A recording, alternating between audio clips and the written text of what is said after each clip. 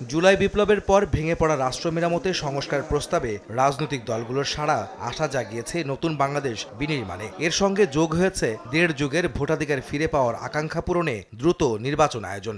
রাজনৈতিক দলগুলোর মধ্যে এ নিয়ে মিশ্র প্রতিক্রিয়া থাকলেও দেশের অন্যতম রাজনৈতিক দল বিএনপি সংস্কারের পাশাপাশি শিগগিরই নির্বাচন অনুষ্ঠানে নিজেদের অবস্থানে অনড়।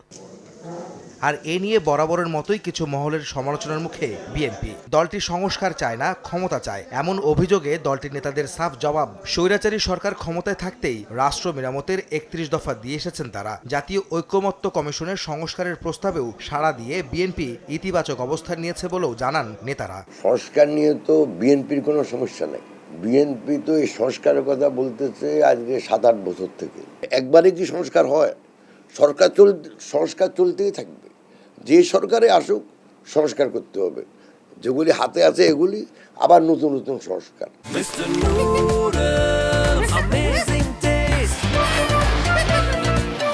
৭ বছর আগে থেকে বিএনপি সংস্কার, ভিশন 2030, তারপরে ২৭ দফা বিএনপির সংস্কার, তারপরে যুগপৎ সবাইকে নিয়ে ৩১ দফা। শেখ হাসিনা পালিয়ে যাওয়ার ২ বছর আগে, তখন সংস্কার বলে কোনো শব্দ এদের মুখে শুনি নেই। গণতন্ত্রকে ফিরিয়ে আনা, বাঁচিয়ে রাখা এবং গণতান্ত্রিক শাসন ব্যবস্থাকে সুদৃঢ় করার জন্য সমস্ত উদ্যোগ আমি মনে করি বিএনপির নেতৃত্বে হয়েছে। ঐকমত্য কমিশনের কাছে দেওয়া সব রাজনৈতিক দলের সংস্কার প্রস্তাব প্রকাশ করে ১ মাসের মধ্যে জুলাই সনদে স্বাক্ষরের মাধ্যমে আগামীর নির্বাচনী রোডম্যাপ দেওয়া সম্ভব, এমন দাবি করে বিএনপি নেতারা বলছেন, নির্বাচন বিলম্বিত করার ভিন্ন কোনো উদ্দেশ্য থাকলে অতীতের মতো আবারও আন্দোলনে নামবেন তারা। যেখানে ঐকমত্য হয়েছে ওই সংস্কারগুলো ১ মাসের মধ্যে সমাধান করা সম্ভব। সনদ সই করে নির্বাচনের ডেট ১ মাসের মধ্যে দেওয়া সম্ভব। অবাধ, সুষ্ঠু, গ্রহণযোগ্য নির্বাচন, এবং এটা জানুয়ারির মধ্যে হওয়াই ভালো।